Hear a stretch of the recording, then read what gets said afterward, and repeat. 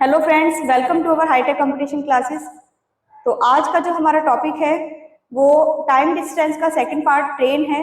तो ट्रेन के बारे में भी हमें वही बेसिक चीजें जो हमने लास्ट चैप्टर में पढ़ी थी तो वो काम आने वाली हैं। तो जैसे मैं अगर लिखती हूँ डिस्टेंस, स्पीड, टाइम, तो आपने पढ़ा था पहले डिस्टेंस इज इक्वल टू किसके होता है, स्पीड इंटू टाइम के। टाइम होता है डिस्टेंस अपॉन स्पीड के और स्पीड होती है डिस्टेंस अपॉन टाइम के। ठीक है, डिस्टेंस पूछा जा रहा है, इन दोनों की गुणा कर देंगे। टाइम पूछा जा रहा है तो हमें ये रखना है डिस्टेंस अपॉन स्पीड, और अगर स्पीड पूछी जा रही है तो हमें रखना है डिस्टेंस अपॉन टाइम। इसके अलावा कुछ और चीजें हैं जो हमें देखनी है, तो हम यहाँ समझेंगे जब कोई ट्रेन किसी खड़े हुए व्यक्ति को, किसी पेड़ को, किसी पोल यानी खंबे को, ठीक है, या किसी लाइट को, जैसे स्ट्रीट लाइट हो गई, उनको क्रॉस करती है तब वो कितनी डिस्टेंस कवर करेगी? वो डिस्टेंस कवर करेगी अपनी लेंथ के समान।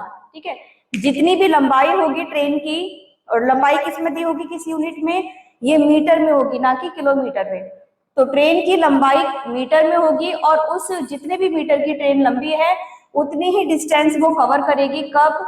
जब किसी सिंगल एक स्थिर पेड़ को, पेड़ स्थिर है, व्यक्ति, खंबा, जो चीजें स्थिर हैं अपनी जगह फिक्स है, उनको जब क्रॉस करेगी किसी सिंगल चीज को, ठीक है, जो स्टैंड है, फिक्स्ड है, उसको क्रॉस करने में अपनी लंबाई के बराबर दूरी तय करेगी। इसको समझेंगे हम।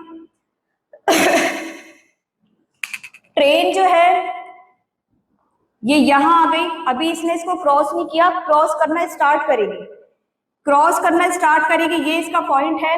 जब इसका ये पॉइंट यहां आ जाएगा, ठीक है, यानी कि ट्रेन आगे निकल गई है, तब हम बोलेंगे कि ट्रेन ने क्या करा, पोल को क्या कर दिया या ट्री को क्या कर दिया, क्रॉस कर दिया।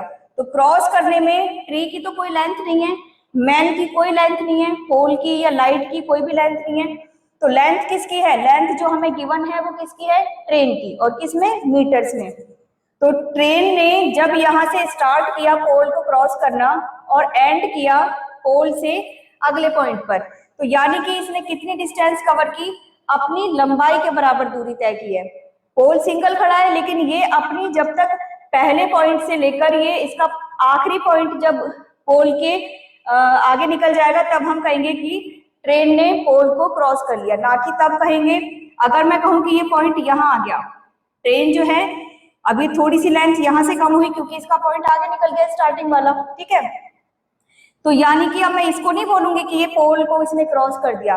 क्रॉस कब करेगी? जब लास्ट वाला पॉइंट, यानी कि इस तरीके से जब ट्रेन पूरी पार हो जाएगी ट्री के आगे, तब ये अपनी दूरी के समान, लंबाई के समान दूरी तय करेगी। तो अगर क्वेश्चन आता है कि एक पेड़ को पार करने में कितना समय लेगी, तो टाइम बराबर क्या होता है? Distance upon speed. डिस्टेंस मतलब लेंथ से है, किसकी लेंथ?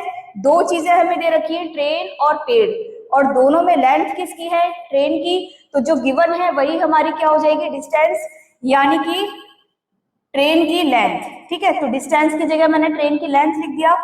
और स्पीड, क्योंकि ये पेड़ है या खंबा है, लाइट है या कोई व्यक्ति है जो कि खड़ा हुआ है, मूव नहीं कर रहा, तो इनकी कोई चाल तो होनी नहीं है। ठीक है, चाल सिर्फ किसकी होगी? ट्रेन की। तो यहाँ पर ट्रेन की स्पीड आ जाएगी। तो टाइम बराबर क्या हो जाएगा? ट्रेन की लेंथ अपॉन ट्रेन की स्पीड। ठीक है, तो ये था जब स्थिर किसी सिंगल की बात हो, यानी कि जो नॉट मूविंग ऑब्जेक्ट्स हैं उनके बारे में बात हो। अब दूसरा पॉइंट देखते हैं हम। अगर कोई ट्रेन किसी प्लेटफॉर्म को पार करती है या किसी पुल को पार करती है, ठीक है, किसी प्लेटफॉर्म को, किसी पुल को, किसी सुरंग को, किसी गुफा को पार करती है, यानी कि किसी ऐसे ऑब्जेक्ट को पार करती है, किसी ऐसे स्थान को पार करती है जिसकी खुद की लेंथ है। तो यहाँ हम देख रहे थे स्थिर ये भी है, स्थिर ये भी है, नॉट मूविंग ऑब्जेक्ट ये भी है और ये भी है, ठीक है, लेकिन यहाँ इसकी लेंथ नहीं थी, यहाँ इसकी लेंथ है। तो अगर मैं कहूं कि ट्रेन ने किसी पुल को पार किया तो कितने समय में किया, तो एक चीज सबसे पहले हम समझेंगे, हमें टाइम, डिस्टेंस और स्पीड वाले चैप्टर में टाइम, डिस्टेंस और स्पीड तीन चीजें हैं।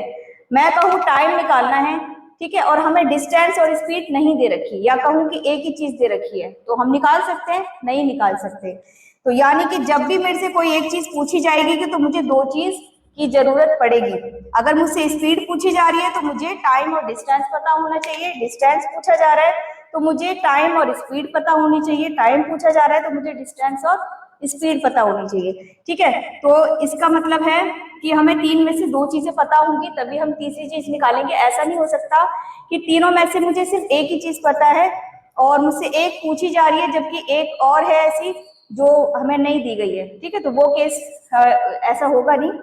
तो यहाँ हम देखेंगे, मेरे से पूछा जा रहा है कि टाइम कितना लेगी ट्रेन जब वो किसी प्लेटफॉर्म को क्रॉस करेगी। तो प्लेटफॉर्म को क्रॉस करने में यानी कि किसी स्थिर स्थान को या स्थिर चीज को क्रॉस करने के लिए, अब ये ट्रेन, इसका पॉइंट मैं मान लेती हूँ ये यहाँ पर है, इसने क्रॉस करना शुरू किया। अब इसका जो लास्ट पॉइंट है वो यहाँ आ गया और ट्रेन आगे निकल गई, ठीक है। पॉइंट ने यहाँ से शुरू किया क्रॉस करना, ये आप इसको यहाँ टच कर लो, यहाँ से शुरू किया और जब तक प्लेटफॉर्म खत्म नहीं होता तब तक ट्रेन चलती है और आगे जाके जैसे ही प्लेटफॉर्म खत्म होता है, या कहो कि ट्रेन का जो लास्ट पॉइंट है वो प्लेटफॉर्म को क्रॉस कर देता है, तब हम बोलेंगे कि ट्रेन ने प्लेटफॉर्म को क्रॉस कर दिया। एक बार फिर से समझेंगे, क्रॉस करना शुरू इस पॉइंट से किया है, ठीक है, और एंड हुआ है यहाँ पर, तो यानी कि ये वाली लेंथ भी यूज हुई है, ठीक है। इसके अलावा ट्रेन ने जब इस दौरान यहाँ से निकली होगी तो अपनी लेंथ भी जब तक क्रॉस की है जब तक कि प्लेटफॉर्म के पास उसका लास्ट पॉइंट नहीं आ गया, तो अपनी लेंथ भी इसने क्रॉस की कब, जब प्लेटफॉर्म को क्रॉस किया, और खुद की लेंथ भी, तो लेंथ दोनों की यूज हो रही है। तो अगर इस केस में टाइम पूछा जाएगा कि कितने टाइम में ट्रेन ने प्लेटफॉर्म को क्रॉस किया, प्लेटफॉर्म की लंबाई के बराबर उसने अपनी लंबाई के बराबर भी दूरी तय की है, ठीक है। तो यानी कि डिस्टेंस के लिए डिस्टेंस अपॉन स्पीड है, डिस्टेंस किस किस की आ जाएगी, डिस्टेंस हमारी प्लेटफॉर्म की भी आएगी और प्लस में ट्रेन की भी आएगी। अच्छा, चाल जो है वो प्लेटफॉर्म की कोई चाल तो है नहीं, तो चाल केवल किसकी आएगी, चाल केवल आ जाएगी हमारी ट्रेन की। यहाँ पर ट्रेन की हमारी लेंथ आ जाएगी, प्लेटफॉर्म की लेंथ आएगी और ट्रेन की चाल आ जाएगी। तो हम यहाँ देख रहे हैं कि जब हमें लेंथ वाली चीज दे रखी है तो हमने दोनों की लेंथ को जोड़ा है, ठीक है, और जब हमें लेंथ नहीं दे रखी तो हमने ट्रेन की ही लेंथ ली है। दोनों ही केस में चाल हमारे पास है ही नहीं, तो चाल के लिए हम सिर्फ किसकी चाल लेंगे, ट्रेन की चाल। अगला पॉइंट है हमारा, जब कोई ट्रेन सामने से आ रहे व्यक्ति को पार करेगी, ये व्यक्ति जो है वो क्या कर रहा है, मूव कर रहा है, यानी कि दौड़ रहा है या चल रहा है, ठीक है। चलने में तो उसकी चाल कम होगी, हम इसको यहाँ दौड़ना कहेंगे, ठीक है। तो ट्रेन जो है सामने से दौड़ते आ रहे व्यक्ति को कितने समय में पार करेगी, तो लेंथ तो यहाँ पर भी नहीं है व्यक्ति की, लेकिन यहाँ पर अब हमें क्या मिल जाएगी, स्पीड मिल जाएगी, किसकी, व्यक्ति की। तो कितने समय में पार करेगी, तो डिस्टेंस के लिए हमें पता है व्यक्ति की कोई लेंथ नहीं है, तो डिस्टेंस हमारी ट्रेन की ही यूज होगी लेंथ डिस्टेंस के तौर पर। और स्पीड के लिए हम देखेंगे कि स्पीड इसकी भी है, स्पीड इसकी भी है, ठीक है, तो स्पीड दोनों की यूज होगी। और क्योंकि ये सामने से आ रहे हैं यानी कि आमने सामने हैं या विपरीत दिशाओं में है, तो चालें क्या हो जाएंगी, जुड़ेंगी। तो मैं यहाँ लिखूंगी ट्रेन की स्पीड प्लस में मैन की स्पीड, ठीक है। तो टाइम बराबर होता है डिस्टेंस अपॉन स्पीड, तो डिस्टेंस की जगह मैंने ट्रेन की लेंथ ली है, जबकि स्पीड के लिए मैंने दोनों की स्पीड ली है, क्योंकि गिवन थी हमें ट्रेन की अपेक्षा व्यक्ति कितनी भी कम चाल से दौड़ रहा हो लेकिन चाल उसकी दी हुई है, क्योंकि वो क्या कर रहा है, गति कर रहा है, मूव कर रहा है, तो वहां हमने दोनों की चालें ली है। इतना ध्यान रखना है कि अगर अपोजिट डायरेक्शन में है, ये ईस्ट की तरफ जा रही है तो ये वेस्ट की तरफ जा रहा है, ठीक है, या कहीं आमने सामने हैं, तब हमें इस केस में क्या करना है, चालों को जोड़ देना है। जो हमारी लास्ट चीज है समझने वाली वो ये है कि ट्रेन जा रही है सामने से, एक दूसरी ट्रेन आती है, ठीक है, एक तरफ से एक ट्रेन जा रही है, सामने से दूसरी ट्रेन आ रही है, या कहें कि ये ट्रेन सामने की दिशा में जा रही है पूर्व दिशा में, और ये किस में आ रही है, पश्चिम दिशा में जा रही है, ठीक है। तो यहाँ पर हमें अगर पूछा जाएगा कि पहली ट्रेन ने दूसरी ट्रेन को कितने समय में क्रॉस किया, है ना। तो अगर वो ट्रेन खड़ी हुई है तो इसकी स्पीड ही नहीं है कोई, तब तो हमें क्या करना है, डिस्टेंस के तौर पर दोनों की लेंथ लेनी है और स्पीड के तौर पर जो ट्रेन चल रही है उसकी स्पीड ले ली है, क्योंकि दूसरी वाली क्या है, सिर्फ खड़ी है। इसको हम ऐसे भी समझ सकते हैं जैसे कि प्लेटफॉर्म वाला जो केस था, प्लेटफॉर्म है, कोई सुरंग है, कोई गुफा है, ठीक है, कोई पुल है या फिर कोई खड़ी हुई ट्रेन है। तो जो नॉट मूविंग ऑब्जेक्ट्स है उसमें डिस्टेंस तो दोनों की आ जाएगी, लेकिन स्पीड जिसकी होगी सिर्फ उसी की लेंगे। अब यहाँ मैं देख रही हूँ कि ये ट्रेन भी इस दिशा में जा रही है, वो ट्रेन उसी दिशा में जा रही है, तो टाइम बराबर क्या होगा, डिस्टेंस के लिए ट्रेन दोनों की ही लेंथ लेंगे हम, ठीक है, ट्रेन 1 की भी और ट्रेन 2 की भी लेंथ ले ली। ट्रेन 1 की लेंथ होगी और ट्रेन 2 की लेंथ होगी, और स्पीड जो होगी, अगर ये सामने वाली ट्रेन भी आ रही है, चल रही है, इधर वाली भी चल रही है, वो नॉट मूविंग वाला मैंने बस इसलिए समझाया कि प्लेटफॉर्म वाले केस से ही मैच हो रहा था। यहाँ पर हम सिर्फ इतना देख रहे हैं कि ये भी मूव कर रही है और ये भी मूव कर रही है, यानी कि दोनों ही आमने सामने की दिशा में जा रही हैं। तो यहाँ पर क्या हो जाएगा, चालें जो होंगी हमारी वो जुड़ जाएंगी, स्पीड 1 और स्पीड 2 क्या होगी, जुड़ जाएगी।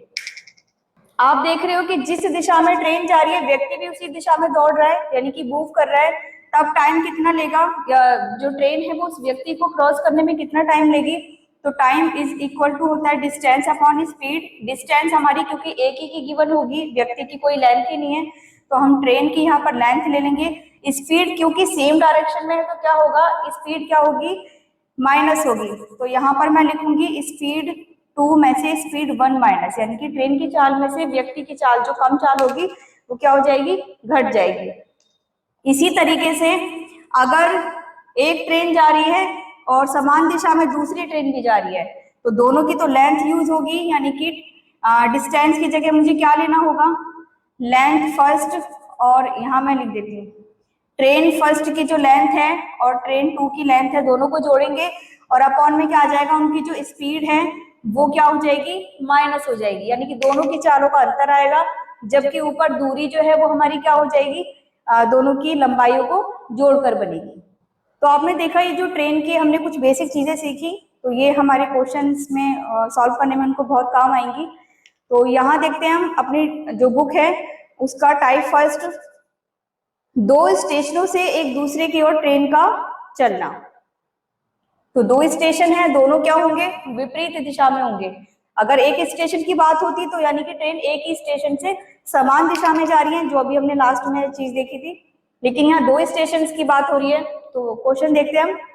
पहला क्वेश्चन है हमारा, एक ट्रेन नई दिल्ली से प्रातः 4 बजे भोपाल के लिए चलती है। नई दिल्ली से यहाँ चल रही है ये 4 बजे सुबह के, ठीक है, कहाँ के लिए चल रही है, भोपाल के लिए। जो ट्रेन जा रही है हमारी ये कहाँ के लिए जा रही है, भोपाल के लिए। ये नई दिल्ली है, ये मैं लिख देती हूँ भोपाल।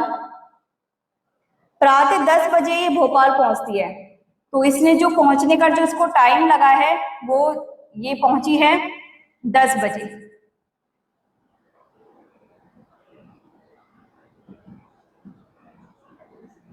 ठीक है, तो इसने कितना टाइम लिया है, 4 से 10 बजे जाने में 6 घंटे लिए हैं, जबकि दूसरी वाली जो ट्रेन है वो प्रातः 4 बजे भोपाल से चलती है, सेम टाइमिंग पे चल रही है, ये इसी दिशा में आ रही है दूसरी ट्रेन जो है, ये ट्रेन यहाँ गई है, और यहाँ से जो एक ट्रेन आ रही है ये सुबह 4 बजे चल रही है भोपाल से नई दिल्ली के लिए, और ये नई दिल्ली कितने टाइम पहुंच रही है, 2 बजे, यानी कि दोपहर के, ये 2 PM आ जाएगा। तो इसने कितना टाइम लिया, कितना टाइम कंज्यूम किया इसने लिए हैं 10 घंटे। ठीक है, तो एक बार फिर से क्वेश्चन समझेंगे। हमने देखा था कि जब विपरीत दिशा में या आमने सामने की दिशा में ट्रेन जा रही हैं, ठीक है, चल रही हैं, तब क्या होगा, उनकी चालें जुड़ेंगी और दूरी के तौर पर दोनों की जो लंबाइयां हैं वो भी जुड़ेंगी। यहाँ हम वही केस देख रहे हैं कि 2 स्टेशन हैं, अब एक स्टेशन से दूसरे स्टेशन के लिए 4 बजे चली, 10 बजे पहुंची, जबकि दूसरी ट्रेन जो है वो सेम टाइमिंग पर दूसरे स्टेशन से पहले स्टेशन की ओर चली, और इसने टाइम कितना लिया, 4 से चलकर 2 बजे पहुंचने में 10 घंटे का लिया। तो हम यहाँ देख रहे हैं कि हमें दो चीजें गिवन है, टाइम दोनों का गिवन है, तो मैं टाइम फर्स्ट यहाँ रखती हूँ, तो ये हो गया 6 घंटे का। टाइम सेकंड जो है वो हमारा कितने घंटे का है, 10 घंटे का। हमें नहीं पता ये डिस्टेंस कितनी है, यहाँ दे भी नहीं रखी, तो एक अनुमानित जो दूरी है वो हम निकालेंगे यहाँ से एलसीएम निकाल के, तो एलसीएम आ जाएगा हमारा 30, और मैं इस 30 को ही मानती हूँ कि दूरी है ये, ठीक है। एक इनका कॉमन हमने निकाल लिया, एक कॉमन नंबर निकाला, इस कॉमन नंबर को यानी कि 30 किलोमीटर की दूरी को यहाँ मैं किलोमीटर रख देती हूँ। 30 किलोमीटर की दूरी को 6 घंटे लगातार चल के, या 6 घंटे एक ट्रेन चल रही है पहली ट्रेन, तो ये किस चाल से कवर करेगी, 5 किलोमीटर प्रति घंटा। 6 से मैं 30 को काट लूं 5 बार, तो दूरी बटे समय क्या होता है, चाल। अब यहाँ पर 30 किलोमीटर की दूरी को ही 10 घंटे में किसने कवर किया, ट्रेन सेकंड ने। इसने कितना टाइम लिया, इसने जो चाल ली है वो कितनी यूज करी है, 3 किलोमीटर प्रति घंटा, ठीक है। 10 तिया 30, 6 पंजे 30, चाल गुणा समय से दूरी बनती है, ठीक है। तो वो हो गया सॉल्व। यहाँ पर हम देख रहे हैं जो टोटल हमारी डिस्टेंस है वो कितनी हो रही है, 8 किलोमीटर प्रति घंटा, ठीक है। तो हमें क्या इसने पूछा हुआ है कि कितने घंटे बाद दोनों ट्रेन आपस में मिल जाएंगी, तो हमसे टाइम ही पूछा हुआ है। वो टाइम जब इसने 4 बजे यहाँ से चलना शुरू किया, 4 बजे दोनों ने ही चलना शुरू किया है सुबह के, तो कितने बजे आके आपस में मिलेंगी। हालांकि वो जल्दी पहुंच रही है उधर और इसको टाइम लग रहा है, तो स्पीड का फर्क होगा, जैसे कि हम यहाँ स्पीड डिफरेंस भी देख रहे हैं। तो मैं यहाँ टाइम निकालूंगी, डिस्टेंस अपॉन स्पीड होता है, ठीक है। डिस्टेंस हमारी जो निकली है हमने वो कितनी निकाली है, 30 की, और चाल हमारी क्या है, क्योंकि ये विपरीत दिशा में है, आमने सामने की दिशा में है, तो चालें क्या हो जाएंगी, जुड़ जाएंगी। तो जुड़कर जो चाल आई थी वो कितनी आई, 8 किलोमीटर प्रति घंटा। 8 किलोमीटर प्रति घंटा की चाल से जब दोनों चली रही हैं, दोनों की चालों का योग जो है वो 30 किलोमीटर को कब कवर करेगा, किस पॉइंट पर आकर मिलेंगी दोनों। मैं यहाँ काट रही हूँ 2 से 15, और ये हो गया 4 बार, तो 4 से इसको रखेंगे हम, 4 तिया 12, फिर कितने बचे, 15 में से 12 जाएंगे, 3 बचेंगे, 3 बटे 4, ठीक है। 3 घंटे पूरे लगे, जबकि घंटे का 3/4 टाइम और भी लगा है, तो 3/4 टाइम हो कितना गया, तो हम निकालते हैं यहाँ पे, तो ये हो जाएगा, मैं यहाँ लिख देती हूँ, 3 घंटे 45 मिनट बाद मिलेंगी। तो सेकंड क्वेश्चन पूछ रखा है कि कितने बजे मिलेंगी, तो 4 बजे दोनों ने चलना शुरू किया, उस टाइम से हम देखेंगे कि टाइम कितना लगा, जिस टाइम दोनों ही चल रही हैं, यानी कि दोनों एक्टिव हैं, तो वो 4 बजे से एक्टिव हैं, तो 4 में मैं जोड़ देती हूँ यहाँ पर 3 घंटे 45 मिनट, तो वो मिलेंगी अब जाके 7:45 पर, सुबह के 7:45। क्वेश्चन नंबर सेकंड है हमारा, एक ट्रेन नई दिल्ली से प्रातः 7 बजे मेरठ के लिए चलती है, तो नई दिल्ली से जो ट्रेन जा रही है मेरठ की तरफ, ठीक है, 7 बजे चल रही है ये सुबह के 7 AM, और ये 8 बजे मेरठ पहुंच रही है, तो 1 घंटा लिया इसने पहुंचने में, ठीक है। तो यहाँ टाइम कितना कंज्यूम हुआ, 1 घंटे का। जबकि दूसरी ट्रेन भी 7 बजे मेरठ से चलती है दिल्ली की तरफ, ये दिल्ली की तरफ आ रही है, ये भी 7 बजे एक्टिव हुई है, और इसने कितना टाइम लिया, इसने केवल आधा घंटा, यानी कि 7:30 बजे ये दिल्ली प्रस्थान कर चुकी है। अब देखेंगे हम, पहली वाली ट्रेन ने लिया 1 घंटा, जबकि दूसरी ने लिया आधा घंटा। इनको हम मिनट्स में कन्वर्ट करें तो ये हो जाएगा 60 मिनट, और ये हो जाएगा हमारा 30 मिनट, ठीक है। तो अब हमसे इसमें पूछा जा रहा है कि कितने घंटे बाद दोनों ट्रेन मिलेंगी और कितने बजे मिलेंगी, सेम फर्स्ट क्वेश्चन की तरह। तो यहाँ हम देखेंगे कि 60 मिनट का टाइम एक ने लिया, 30 मिनट का टाइम दूसरी ने लिया, तो वो दूरी कितनी लेंगे हम, मैं 60 ले लेती हूँ यहाँ, 60 से 1 बार, 30 से 2 बार, यानी कि 60 की दूरी को 60 की स्पीड से, 60 मिनट में 1 की स्पीड से कवर किया गया, जबकि 60 की ही दूरी को 30 मिनट में 2 की चाल से कवर किया गया। तो ये कितना हो गया, टोटल 3 हो गया। अब 60 की कुल दूरी को कुल 3 की चाल से चलने में कितना समय लगा, या वो समय जब वो आपस में मिलेंगी, तो वो टाइम कितना आ गया, 20 मिनट का। तो अब 20 मिनट बाद मिलेंगी, दोनों चलना कब शुरू हुई थी, 7 बजे, मिलेंगी कब, 20 मिनट बाद। तो 7 में ही जोड़ देंगे हम 20 मिनट, तो आंसर हो जाएगा हमारा 7:20 पर मिलेंगी। नेक्स्ट क्वेश्चन है हमारा क्वेश्चन नंबर 3। एक ट्रेन 6 बजे दिल्ली से चलती है और प्रातः 10 बजे चंडीगढ़ पहुंच जाती है। तो दिल्ली से चली है ये, नई दिल्ली से चंडीगढ़ के लिए 6 बजे चल के सुबह के 10 बजे पहुंच रही है। दूसरी जो है वो 6 बजे चंडीगढ़ से चल के 12 बजे दिल्ली पहुंच रही है। ये ट्रेन इस ओर गई है और जबकि ये वाली इधर आ रही है, ये भी 6 बजे चल रही है सुबह के, लेकिन इसका जो टाइम है पहुंचने का वो कितना है, 12 बजे। कितने घंटे बाद दोनों ट्रेन आपस में मिलेंगी और कितने बजे मिलेंगी? ठीक है, तो हम यहाँ देख रहे हैं कि 6 बजे वाली जो ट्रेन है नई दिल्ली से चंडीगढ़ गई है, उसने कितने घंटे का सफर तय किया, 4 घंटे का। जबकि 6 बजे वाली जो चंडीगढ़ से चली है 12 बजे पहुंची है, इसने कितने घंटे का किया, इसने किया 6 घंटे का सफर। ठीक है, तो यानी कि जो हमारा टाइम था वो 4 घंटे का और 6 घंटे का है। तो मैं एक अनुमानित दूरी निकालती हूँ एलसीएम निकालकर, तो वो दूरी हो जाएगी 12। यानी कि अब हम कह सकते हैं कि 4 घंटे चल के उसने 12 किलोमीटर की दूरी को 3 की चाल से क्रॉस किया, जबकि 6 घंटे में 12 किलोमीटर को 2 किलोमीटर प्रति घंटे की चाल से तय किया। तो उसने जो पूरा जो, तो हमारी जो टोटल स्पीड हो गई वो कितनी हो गई, 5 किलोमीटर प्रति घंटा। ठीक है, हमसे बोला जा रहा है कि कितने बजे मिलेंगी या कितने देर बाद मिलेंगी। तो टाइम पूछा जा रहा है, टाइम बराबर होता है डिस्टेंस अपॉन स्पीड। डिस्टेंस हमने कितनी मानी है, 12।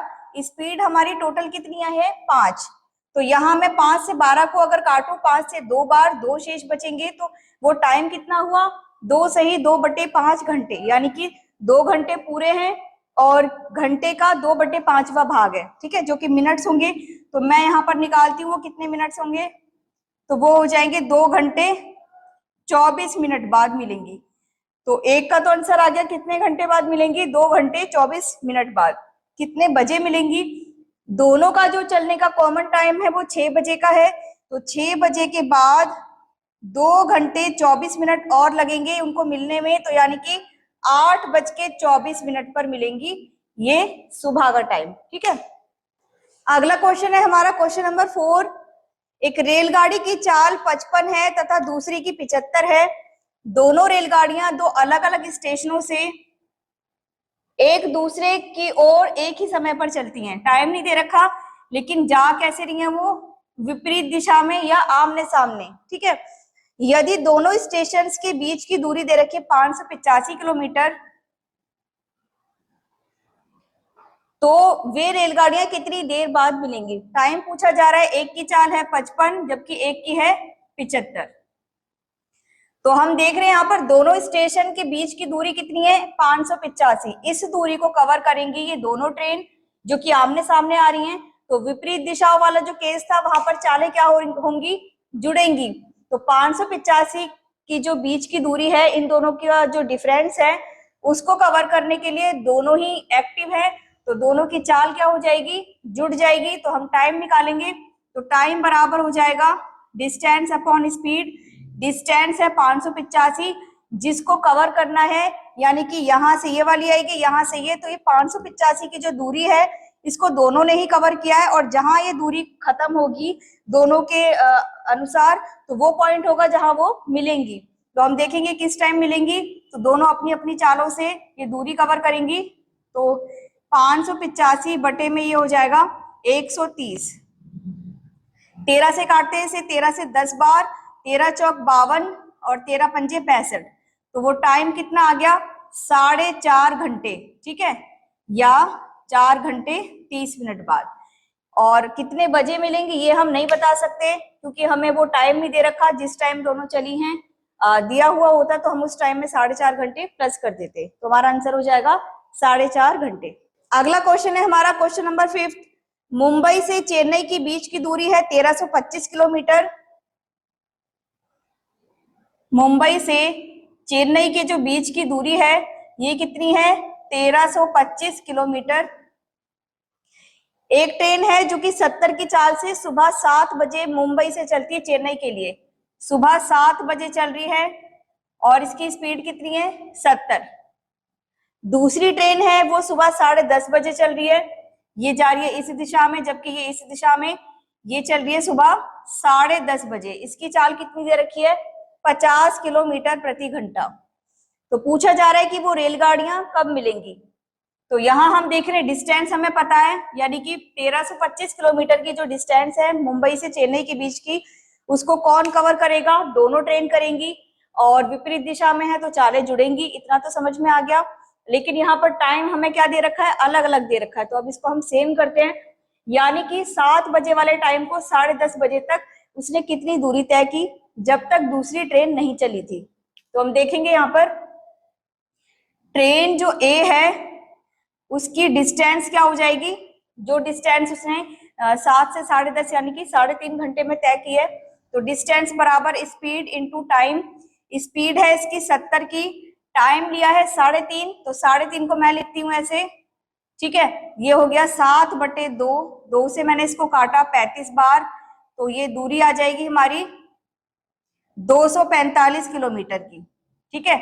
245 किलोमीटर की दूरी किसने तय की है, ट्रेन ए ने की है। कब तक, जब तक ट्रेन बी एक्टिव नहीं हुई, यानी कि चली नहीं थी। तो 3.5 घंटे लगातार चली है ट्रेन ए 7 से 10:30 बजे तक, और दूरी कर चुकी है वो 245 की। तो शेष दूरी कितनी होगी, 1325 में से 245 घटाएंगे तो ये हो जाएगा 1080 किलोमीटर।